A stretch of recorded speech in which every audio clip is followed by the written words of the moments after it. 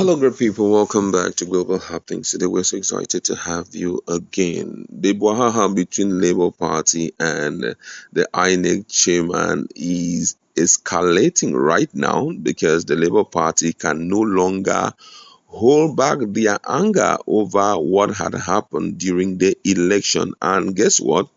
The INEC chairman also had to fire back. It's quite a long read, but I'll take out time to read it for us to have an understanding of what is transpiring. Because right now, the Labour Party or the INEC chairman seems to be going by the rules and also regulation surrounding the right of political party. But even with that, the Labour Party seems not to hold back their anger. Now, according to the news, the Labour Party has called for the probe of the Independent National Electoral Commission and suspension of INEC chairman Professor Mahmood Yakubu. Addressing reporter at the national headquarters of the party in Abuja on Thursday, Akin Osuntekun, Director General of the BDAT Presidential Campaign Organization, called for the commencement of forensic financial investigation into the expenditure of budgeted disbursement and donors' funds received by INEC, especially the 300 billion naira appropriated from the national purse, as well as other funds and materials received from international donor agencies.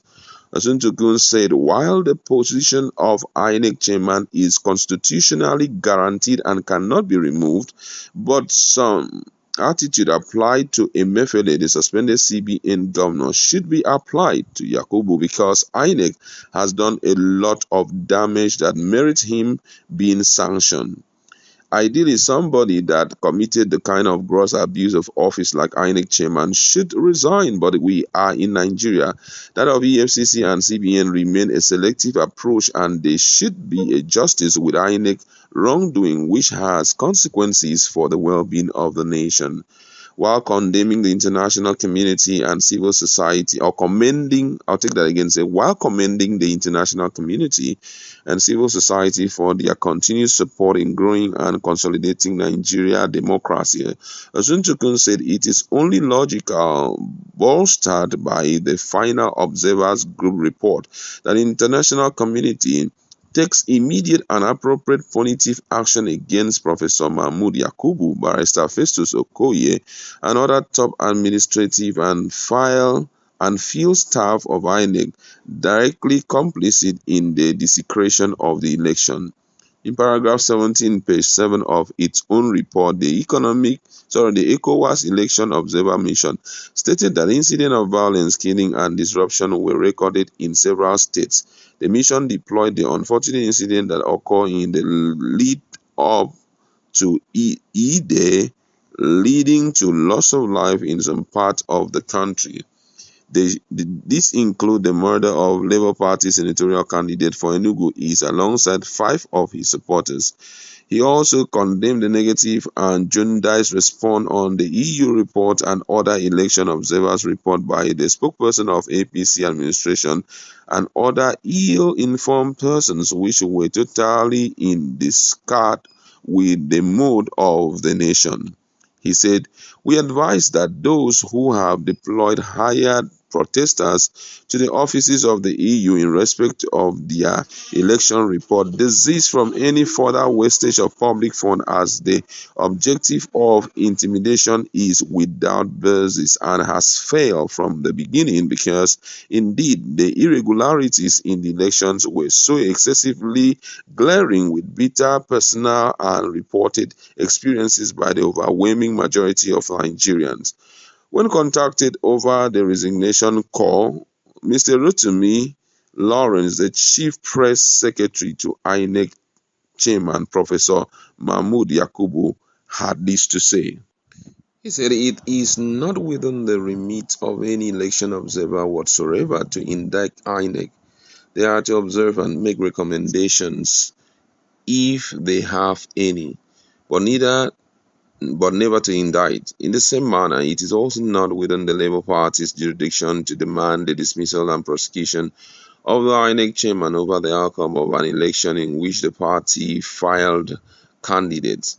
The INEC chairman noted that the same electoral process which LP has abjured as Shodi has earned it one state governor, 8 senators, 35 House of Representatives, 35 members of House of Representatives and 38 members of State Houses of Assembly. Professor Yakubu further cautioned the opposition party to restrict itself to activities permitted under the rules and regulations governing the conduct of political parties.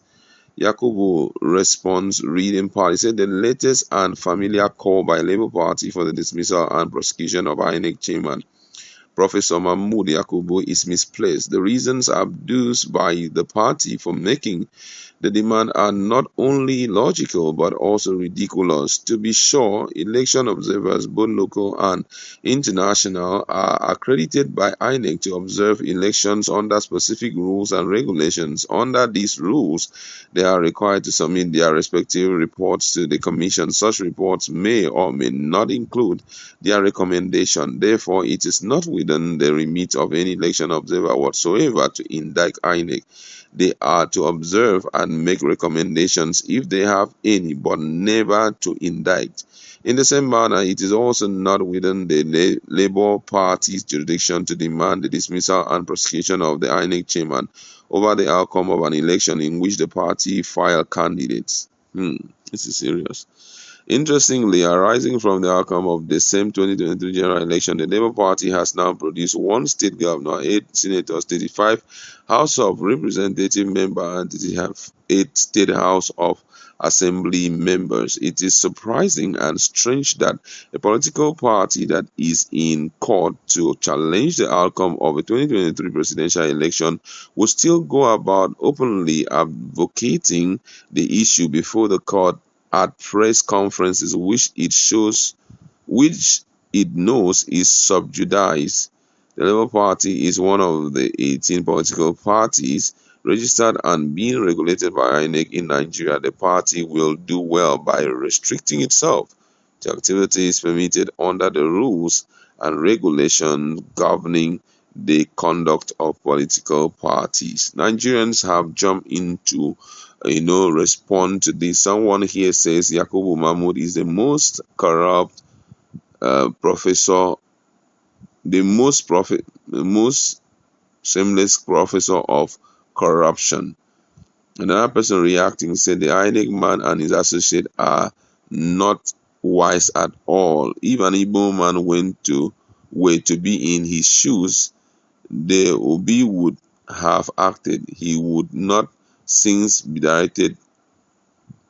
That's difficult. This one said, personally, Yakubu Mahmood is a big disappointment. His duty was simply to be an impartial and unbiased umpire and to conduct a free and fair election. His body language, conduct, and quietness did not inspire confidence. History won't forgive you for the rape of our electoral process. Can you stand shoulder to shoulder with past INEC chairman? I do not think so. Another person here say, in a normal claim, INEC chairman should be in prison. Some other person here say this Yakubu should be jailed for gross misconduct. The same man rigged Goodluck out of office, and Nigerians didn't know. Now he has hit the rocks.